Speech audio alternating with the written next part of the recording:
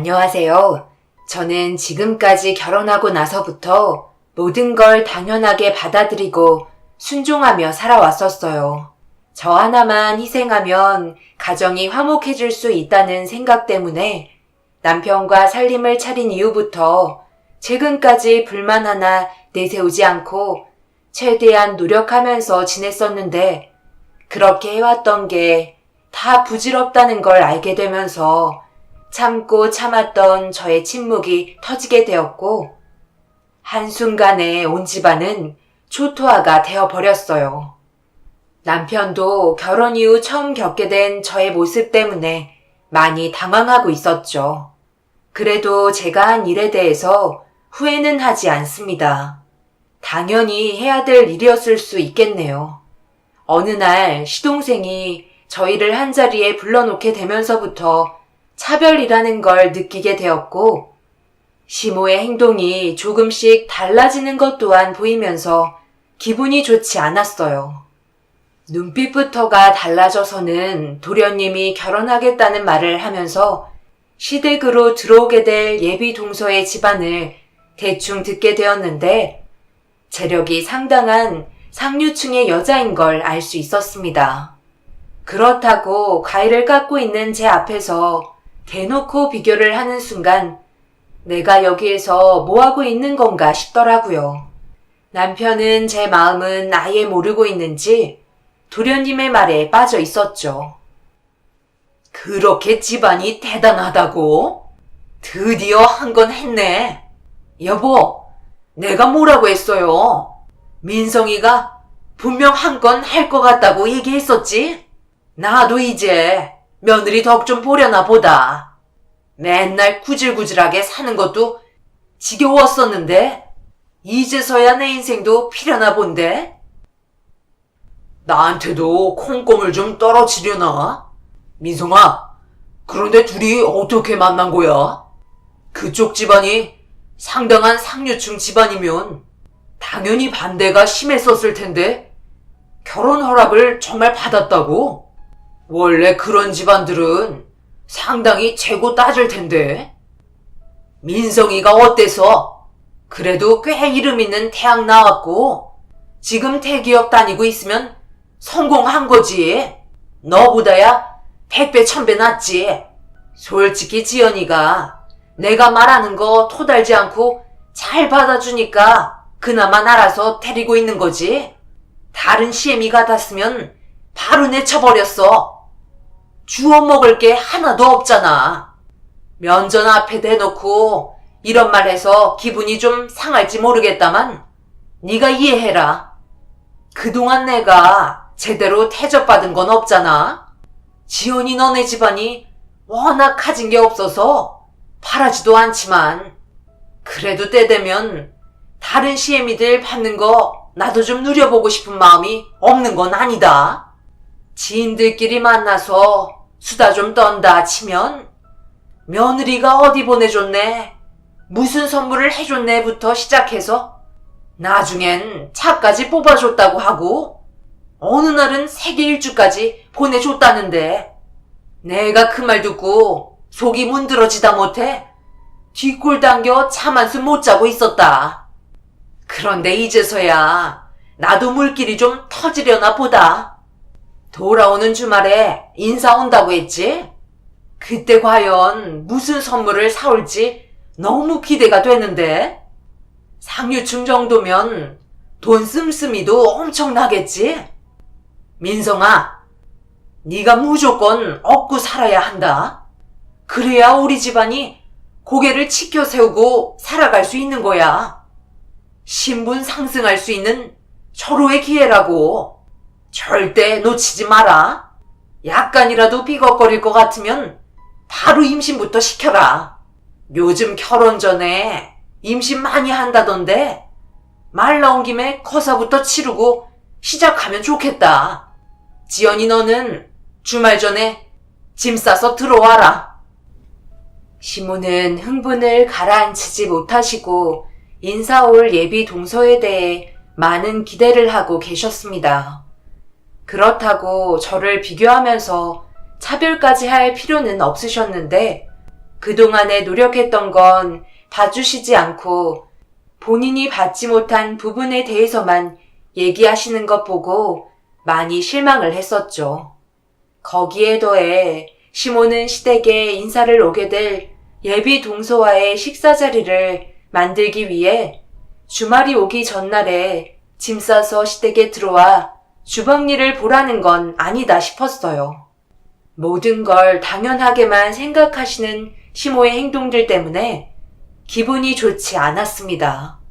그래서 아무 말 하지 않고 고개를 숙이고 있는데 제가 기분 나빠한다는 걸 눈치채셨는지 도련님과 웃고 떠드시다가 갑자기 정색을 하시면서 저에게 기분이 나쁘냐면서 분위기를 심각하게 만들려 하시길래 그런 거 아니라고 애써 어색한 웃음을 지어 보이며 과일 하나 찍어 입에 넣어드렸습니다.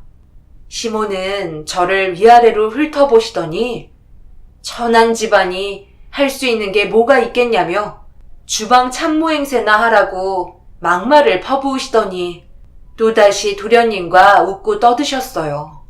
그 와중에 남편은 다리로 제 무릎을 툭툭 치면서 귓속말로 오늘따라 안 하던 짓을 한다고 나중에 따로 얘기 좀 하자며 붉어진 얼굴을 보여주었어요. 제가 뭘 잘못했는지도 모르는 상황에 욕을 먹어야 하니 기분이 좋지 않았습니다. 어렸을 적부터 참고 살아왔던 이력이 있어서 그런지 웬만한 건 그냥 넘어가는 성격이라 그날도 더 이상 아무 말 하지 않았어요. 예전에 아빠가 술만 드시고 집에 들어오시면 항상 엄마가 아빠 눈치를 살피셨는데 싫은 소리 한번 한 날은 동네가 떠나갈 정도로 난리가 났었거든요. 아무래도 어렸을 적부터 학습이 되어버린 것 같았습니다.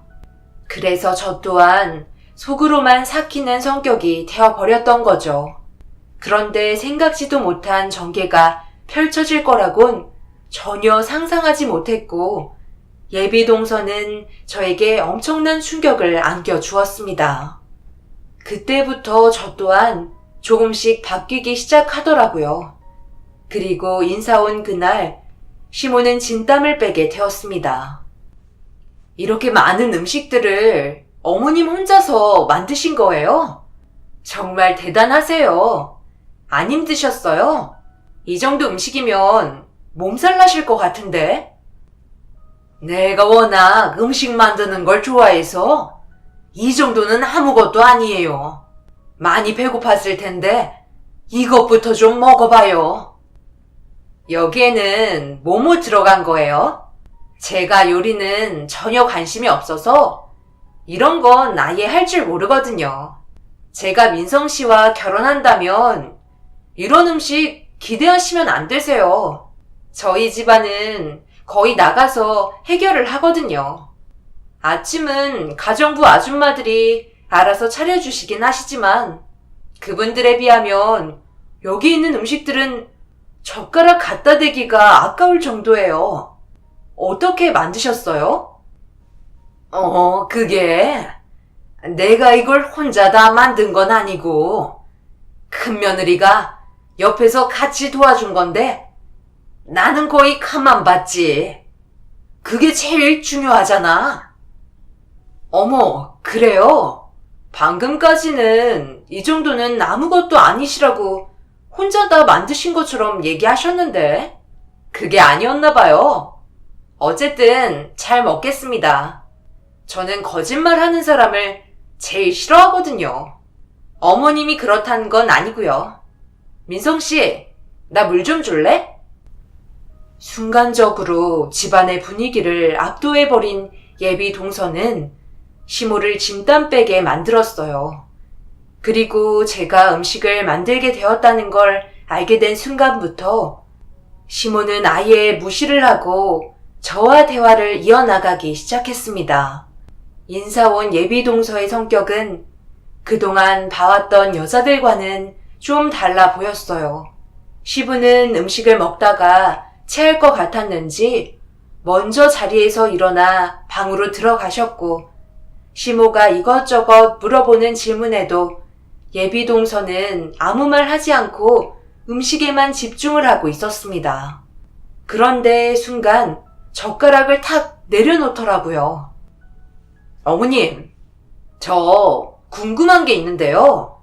원래 식사 자리에서 말을 그렇게 많이 하세요? 누가 쫓아와요? 저희 오늘 처음 본 사이잖아요. 이건 서로에 대한 예의가 아닌 것 같아서 참다가 말씀드리는 거예요. 정말 체하겠어요. 저희 아직 시간 많은데 음식 앞에서 침 튀기면서 말씀하시는 건 정말 상상도 못한 일이거든요. 저희 집안은 그렇게 자라오지 않아서 지금 상당히 당황스럽네요. 내가 너무 말이 많았나? 미안해요. 민성이가 워낙 어여쁜 색식감을 데려와서 궁금한 게 너무 많았나 보네. 시모는 그때부터 아무 말도 하지 않고 예비 동서를 바라만 보고 있었고 천천히 식사를 끝내고 거실로 나와 소파에 앉았습니다. 상류층에 사는 집안이라 그런지 상당히 거침없고 자기가 하고 싶은 말은 다 하는 그런 성격을 가지고 있으면서도 아슬아슬하게 선을 넘지 않는 예비 동서의 행동들은 입이 다물어지지 않을 정도로 저에게 강력한 인상을 심어주었어요. 그렇게 모두가 거실에 앉아 과일을 먹으며 서로에 대해 궁금했던 점을 얘기하고 있는데 초반부터 기세가 꺾여버린 시모는 질문 하나 하는 것도 눈치를 살피면서 대화를 이어나가셨고 그 모습을 지켜보고 있는데 저를 대하는 거와는 반대되는 모습을 보여주셔서 썩 기분은 좋지 않았습니다. 잘 사는 집안이라 시모가 먼저 숙이고 들어가는 것 같긴 하지만 그렇다고 사람을 돈과 빗대어 기준을 삼는 시모가 보기 좋진 않았어요. 예비 동서는 가지고 온 선물을 앞에 꺼내놓았고 쇼핑백에 명품 마크를 보곤 기다렸다는 듯이 침을 삼키고 계셨습니다. 그런데 예비 동서가 그날 왜 온 건지 이해를 할 수 없었어요. 일단 이거 저를 위해 힘들게 음식을 만들어주신 예비 형님 거예요. 원래 어머님 드리려 했던 건데 저는 어머님이 직접 요리를 전부 해주신 줄 알고 선물을 준비했던 거거든요. 그런데 생각했던 거와 좀 다르게 흘러가서 선물을 바꿨어요. 이건 어머님 거예요. 지갑인데요. 그래도 가격 꽤 나가는 거예요. 신경 써서 준비했으니 잘 사용하세요. 이거 엄청 비싸 보이는데 저는 이런 걸 바라고 음식을 준비했던 게 아니에요. 그리고 부담스러워서 가지고 다니지도 못하겠어요. 그래, 맞다. 저건 나한테 필요한 거지. 나는 이런 지갑보다 명품 가방을 원했었다고. 선물을 바꿔도 되는 거지? 그렇게는 안 되죠. 제가 생각해서 기준을 정했던 건데 주는 사람 마음을 무시하는 거잖아요. 형님, 그럼 조만간 저랑 백화점 쇼핑이나 좀 하실래요?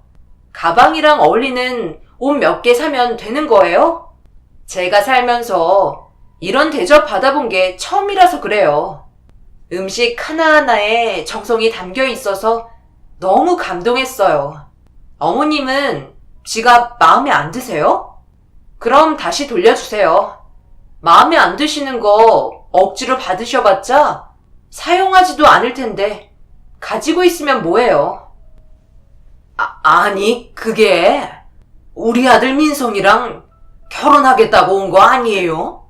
당연히 큰 며느리가 일손을 좀 도와줄 수는 있어도 결혼 허락은 내가 해주는 건데 어떻게 이런 식으로 시어머니 될 사람을 당황스럽게 만드는지 모르겠네. 네, 저 민성 씨랑 결혼하러 왔어요.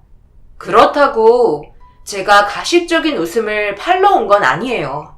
지금 있는 그대로의 성격을 보여드리는 건데요. 저는 누구한테 손바닥 비비면서 기분 좋게 해주는 말 같은 거 못하는 체질이라 이해해주세요. 분명 틀린 말은 아니지만 너무 자신의 솔직함을 내비치는 것 같아 저희 모두 당황스럽긴 했었어요. 시모 또한 얼굴빛이 하얗게 변해버리더니 더 이상 아무 말도 하지 않으셨죠. 시모도 한 성격 하시는 분이라 꽤 큰 상처를 받으신 것 같아 괜히 제가 다 눈치가 보이더라고요. 그렇게 특이한 성격을 가진 예비 동서와의 첫 만남이 정신없이 끝이 났고 도련님이 집으로 돌아오자마자 그때부터 시모는 난리를 치기 시작했어요. 그런데 갑자기 화살이 저에게 돌아오더라고요. 예민성아, 이 결혼 다시 생각해 봐야겠다. 감히 나를 무시해? 좀 사는 집안이라고 대우해 주려 했더구만. 우리 집안을 아주 우습게 보고 있네. 그리고 지연이 너는 생각이 없는 거야? 입도 딱 뭐해? 융통성 있게 음식 만드는 것도 옆에서 같이 도와줬다고 대충 둘러대면 될 것을 그것 하나 못해서 시애미를 난감하게 만들어? 그렇게 해서 명품 가방 가지니까 좋니? 그건 내놔라. 이 결혼 허락받으러 너한테 온 게 아니라 우리 집에 온 건데 왜 그 비싼 걸 네가 가지려 들어? 돼지 목에 진주 차면 돼지가 명품 되니? 몸에서 흘러나오는 풍채가 천한데 명품 하나 걸쳤다고 인생이 바뀌겠냐고. 이리 내놓으래도. 어머님, 정말 너무하시네요. 제가 도대체 뭘 잘못했길래 저한테 뭐라고 하시는 거예요? 지금까지 살아오면서 싫은 소리 한 적 단 한 번도 없었는데 요즘 들어 저를 왜 이렇게 깎아내리시냐고요. 저도 알고 있어요. 이런 가방 들어봤자 저에겐 사치라는 걸요.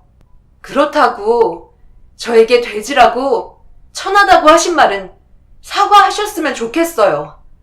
그건 저희 부모님까지 욕되게 하신 거나 다름없잖아요. 당신 미쳤어? 왜 안 하던 짓을 하고 그래? 민성이가 데려온 여자가 어머니한테 거침없이 막말하니까 당신도 그렇게 해도 된다고 생각하는 거야? 지금 당장 죄송하다고 싹싹 빌어. 분위기 파악 못하고 어디서 나대는 거야? 시모는 처음으로 속마음을 꺼낸 저를 보곤 놀라셨는지 당황한 표정을 보이셨지만 그것도 잠시 자신에게 대들었다는 거에 분노를 표출하셨고 제 앞까지 순식간에 달려와 머리채를 잡은 뒤 그날 있었던 스트레스를 저에게 다 풀어버리셨어요. 이리저리 머리가 흔들리고 비명을 지르고 있는데 남편은 팔짱을 낀 채 저를 바라보고 있었어요. 도련님은 예비 동서에게 전화통화를 하는데 쩔쩔매고 있었죠. 머리채 잡힌 상태로 이리저리 흔들리고 있는데 많은 생각이 들더라고요. 그동안 잘한다고 애썼는데 결국 돌아오는 건 무시와 시모가 저에게 막대하는 행동이었으니까요. 차라리 잘 됐다 싶었어요. 어차피 아이도 없고 이런 식으로 살 바엔 혼자 남은 인생 즐기면서 사는 게 좋을 거라 생각했었습니다. 그래서 그날 터뜨리지 않으려 억눌러 왔던 감정이 폭발하게 되면서 있는 힘껏 시모를 밀쳐내 버렸어요. 그리고 중심을 잡지 못했던 시모는 바닥에 내동댕이 쳐지면서 당황한 듯 저를 멀뚱히 바라보고 계셨습니다. 한 발도 움직이지 않던 남편이 자기 엄마 넘어진 건 못 보는지 급하게 달려가 시모의 몸을 이리저리 살펴보고 있었네요. 이런 남자를 그동안 남편이라고 생각하며 데리고 살았던 날들이 너무 후회스러웠습니다. 당신 이게 지금 뭐하는 짓이야? 감히 우리 어머니를 밀쳐? 내가 널 너무 풀어준 것 같다. 오늘 누구 하나 장례 치르겠네? 장례는 네가 치러야지. 애 하나 가질 수 없는 몸으로 태어난 놈이 뭘 잘했다고 내 앞에서 큰 소리야? 나는 뭐 너랑 살고 싶어서 이러고 있는 줄 알아? 그래도 남편이라고 대우해 주려 했는데 도저히 나도 이렇게는 살지 못할 것 같다. 너 지금 말 다 했니? 내 아들이 뭐가 못나서 그런 말을 들어야 하는데 애 하나 못 가질 수 있는 거지. 무정자증의 남편 데리고 사는 게 저는 좋았던 줄 아세요? 밖에만 나가도 보이는 아이를 볼 때면 제 마음이 어떤지 아무도 신경 쓰지 않잖아요. 이 집구석 전부 자신들의 이득만 취하려고 맨날 이리저리 머리만 굴리고 본인들이 하기 싫은 건 전부 저에게 떠밀었으면서 그동안 고맙다는 말 한마디 하신 적 있으시냐고요. 모든 게 당연하다고 생각하셨잖아요. 더 이상은 못 살겠어요. 이 사람이랑 이혼하겠습니다. 지금 하신 행동들은 전부 이혼 사유에 해당되는 거 아시죠? 이혼? 네가 지금 내 앞에서 이혼을 거들먹거려? 뭘 잘했다고 큰 소리야? 그렇게 나온다고 내가 미안하다고 고개를 숙일 줄 알아? 더 이상 시모의 목소리조차 듣고 싶지 않아 아무 말도 하지 않고 뛰쳐나왔습니다. 너무 서러워서 마음이 한순간에 터져서 그런지 결국 그 자리에 주저앉아 그동안 쌓였던 감정을 눈물로 전부 쏟아내고 말았어요. 그런데 갑자기 누군가 저를 불렀습니다. 눈물로 만신창이가 되어버린 얼굴로 고개를 들어보니 몇 시간 전에 도련님과 인사하러 왔던 예비 동서였어요. 저를 보고 많이 당황했는지 괜찮냐며 부축해 일으켜 주었고 그 자리에서 갑자기 도련님에게 전화를 하더니 일이 생겨 나중에 다시 오겠다는 한마디를 하고 끊어버리곤 예비 동서의 차에 저를 태웠습니다. 그리고 차 안에 있던 티슈를 건네주었고 아무 말 없이 어디를 가는데 너무 힘이 빠진 상태라 묻지도 않았어요. 그렇게 한참을 달려 도착한 곳은 산골 깊숙한 별장이었어요. 이곳을 왜 왔는지 몰라 어리둥절해하고 있는데 저를 소파에 앉힌 뒤 따뜻한 차 한 잔을 건네주면서 기분을 가라앉힐 수 있게 분위기를 조성해 주었습니다. 저보다 나이도 많이 어린 예비 동서의 행동은 참 어른스러웠어요. 행동 하나하나 놓치지 않고 관찰을 하던 도중 저와 눈이 마주쳤고 순간 당황해서 고개를 돌렸는데 예비 동서가 미소를 지으며 소파에 앉았습니다. 민성 씨 집에서는 형님이라고 불렀지만 지금은 단둘이 있으니 언니라고 불러도 되죠? 그렇잖아도 아까 일부러 민성 씨 집에 찾아간 거였어요. 언니 비명소리를 들었거든요. 아무래도 제가 버릇없이 행동한 점에 대해 민성 씨 어머님이 상당히 불쾌해하셔서 걱정이 됐었는데 딱 예상한 대로 흘러가서 급하게 찾아간 거였어요. 이런 상황을 만들어서 정말 죄송해요. 언니가 피해보신 건 제가 다 처리해 드릴게요. 그리고 저 좀 도와주실 수 있으시겠어요? 제가 왜 이런 행동을 했는지 전부 설명해 드릴게요.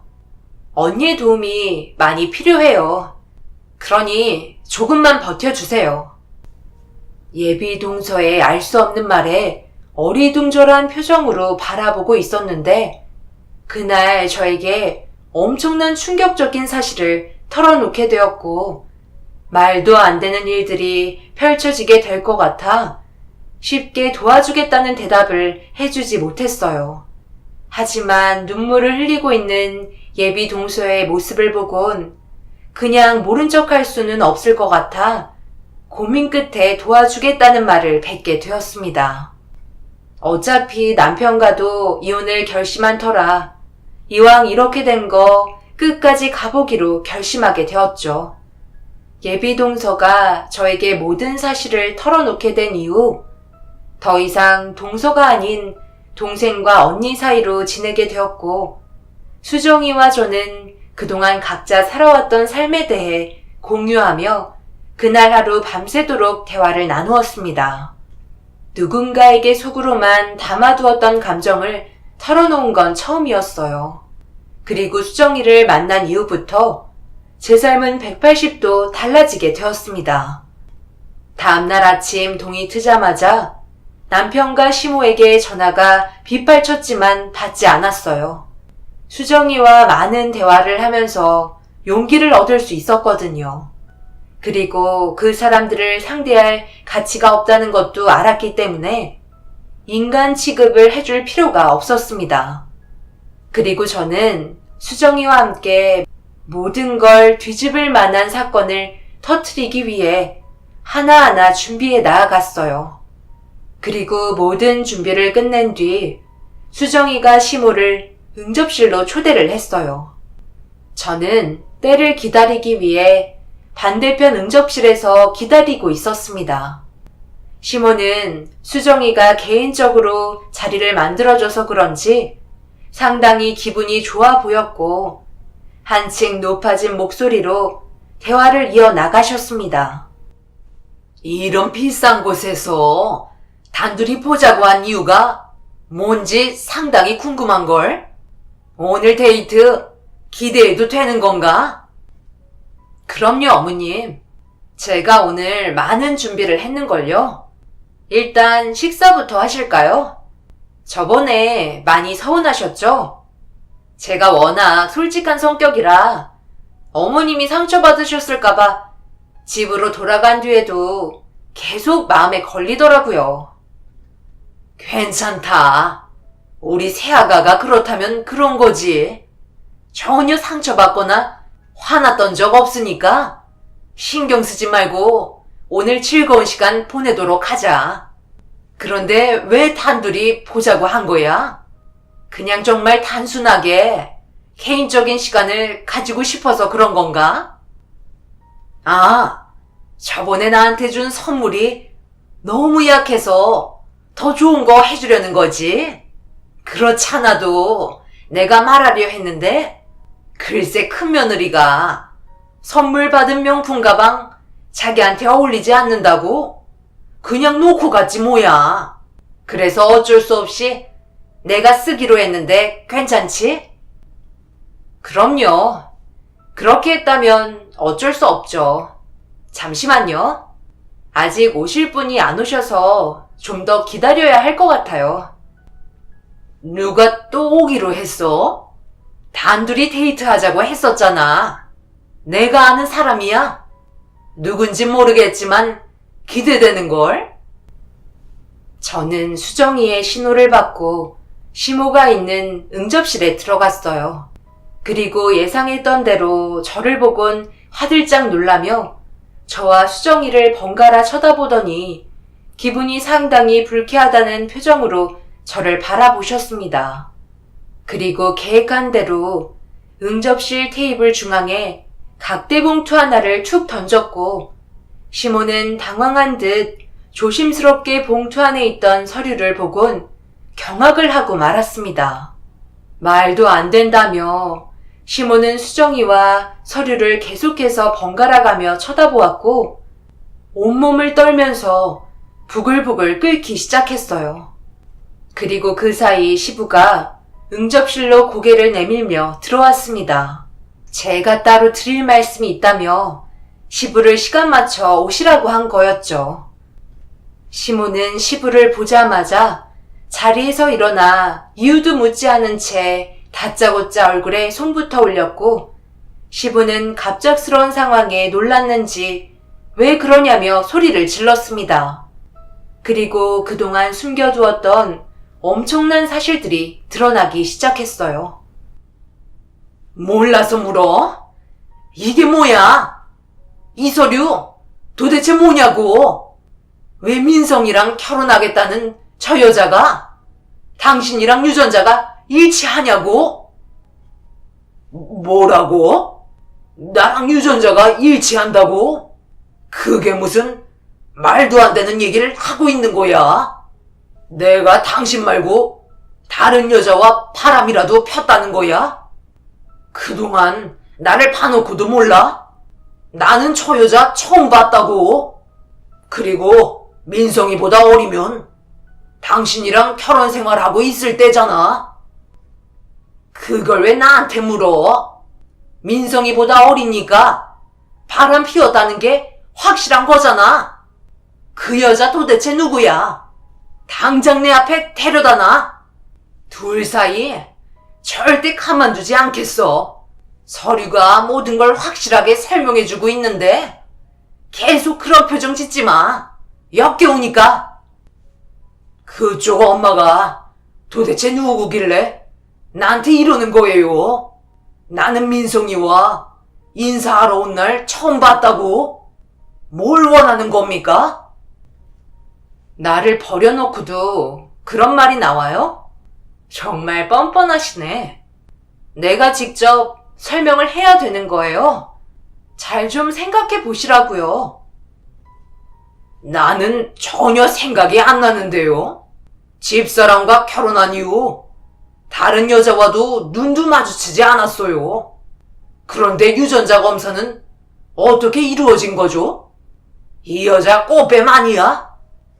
이런 거 충분히 조작할 수 있는 거잖아. 맞네. 여보, 저 여자 민성이 속여서 우리 재산 전부 거덜내려고 접근한 꽃뱀이야. 다른 사람 눈은 속일지 몰라도 나는 절대 못 속이지. 당장 경찰에 신고해야겠네. 제가 도와줬어요. 아버님과 수정이가 유전자 검사할 수 있게 제가 준비해줬다고요. 하루 이틀 본 사이도 아니고 집에서 외출하는 시간 다 알고 있는데 이런 거 준비하는 건 아무것도 아니죠. 그런데 그거 아세요? 더 충격적인 사실이 아직 하나 더 남아있는데 제가 지금 들고 있는 또 하나의 서류는 과연 무엇을 설명해주고 있는 걸까요? 이거 보시면 두 분은 제정신으로 살아갈 수 없을걸요? 천한 저희 집안을 욕하시기 전에 자신들이 뭘 잘못했는지부터 되돌아보시라고요.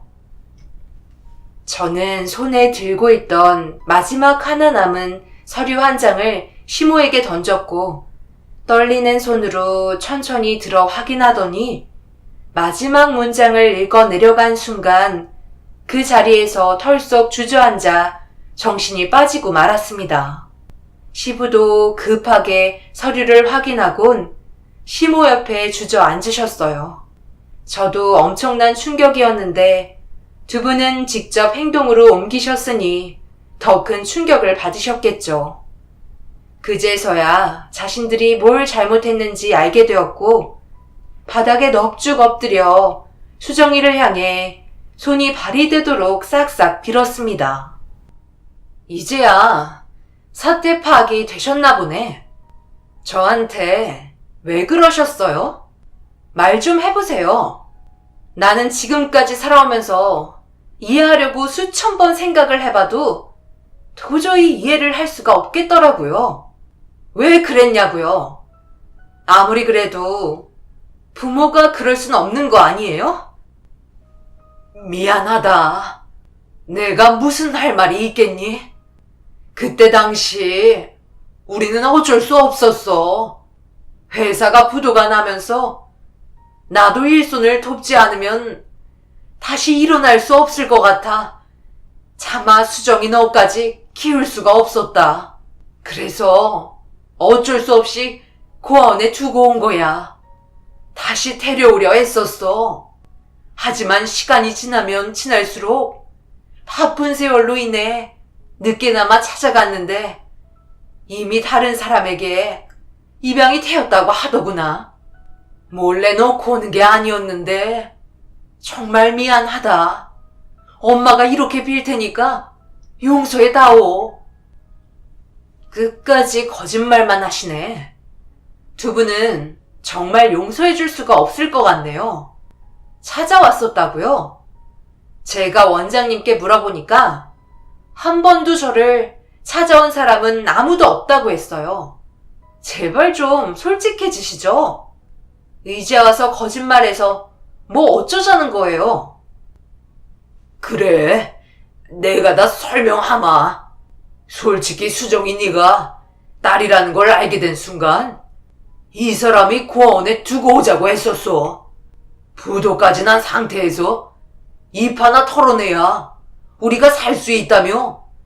딸은 커서도 아무 소용없다고 뜯어 말려도 두고 오겠다고 하길래 결국 고아원에 두고 왔다.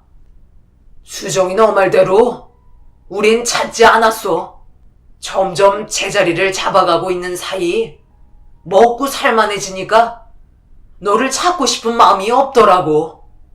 그래서 그냥 지금까지 살아온 거다. 이렇게 솔직하게 얘기하니까 이제야 마음이 좀 풀리니? 시부의 충격적인 한마디에 결국 수정이는 눈물을 쏟아내고 말았습니다. 제가 마지막에 건넨 서류는 시모와 수정이의 유전자 일치 서류였어요. 처음에 서류를 보고 시부의 실수로 생긴 아이인 줄 알고 시부를 의심했던 시모가 자신과도 일치하다는 서류를 보고 확신을 한 거였죠. 어떻게 자기들 먹고 살기 힘들다고 갓 태어났던 수정이를 고아원에 두고 올 수 있는지 도저히 이해를 할 수가 없었어요. 그래서 제가 임신을 원했을 때도 탐탁지 않게 생각하면서 남편이 무정자증인 걸 감사하게 생각하라며 딸 낳아봤자 아무 소용없다고 되려 저에게 화를 냈던 게 그제서야 모든 의문이 풀어졌습니다. 정말 다행인 건 수정이는 좋은 집안에 입양이 돼서 지금까지 남부럽지 않게 잘 살아왔었고, 반대로 시댁 집안은 먹고 살 정도만 유지하는 집안이었죠. 차라리 잘 됐다 싶었어요. 그리고 핸드폰으로 모든 내용을 녹음한 파일을 수정이에게 건넸습니다. 수정이는 그 자리에서 도련님에게 전송을 했고, 엄청난 사실을 듣게 된 도련님은 하던 일도 때려치우고 응접실로 달려와선 테이블에 놓인 유전자 검사 서류를 보곤 경악을 하고 말았어요. 그리고 도련님이 남편과 오면서 통화를 했는지 뒤늦게 남편도 응접실로 들어와선 모든 내용을 확인하고 주저앉아 버렸습니다. 남편과 저는 따로 해결해야 될 문제가 있었기 때문에 자리를 옮겨 이혼 서류를 꺼내 놓았어요. 그리고 그동안 저를 아껴주지 않고 함부로 대했던 행동에 대해 갚으라며 남편의 뺨에 손을 올려 붙였습니다. 제가 응접실에서 나오자 수정이도 걸어 나왔고 저희는 밖으로 나와 자리를 옮겼습니다. 그동안 답답했던 마음을 확실하게 정리했는지 표정은 상당히 밝아 보였어요. 친부모에 대한 미련을 완전히 접어버린 것 같았습니다. 그리고 그날 이후 도련님과 남편은 자기 부모와의 인연을 끊어버린 채 살아가게 되었고, 그 충격으로 인해 시모는 뇌출혈로 쓰러져 반신불수가 되었다고 하네요. 남편과 이혼을 한 뒤 지금은 아예 새로운 삶을 살고 있어요. 수정이와 그날 이후 따로 만나 많은 대화를 이어나갔습니다.